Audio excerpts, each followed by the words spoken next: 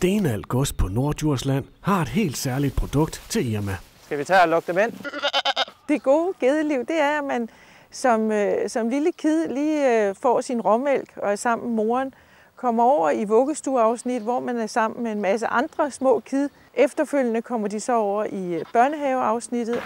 Og det her er det nye kuld til den grønne græsstue i Naturbørnehaven for økologiske geder. Det er et dejligt dyr at arbejde med, det er nysgerrig, og de fleste geder er nok meget nysgerrige i natur, men altså, jeg synes, den her race er meget rolig. Alt omkring produktionen er grønt. Økologisk foder, grønt græs, ja selv strømmen i hegnet er bæredygtigt. Når det er økologi, så skal de have minimum 65% grovfoder. Men vores dyr får 85%. Gedekød er simpelthen noget af det bedste kød, man kan få, hvis man gerne vil både have noget lidt anderledes, men også vil have noget kød, der er sundt. Og sælges fra frost i Irma fra uge 40.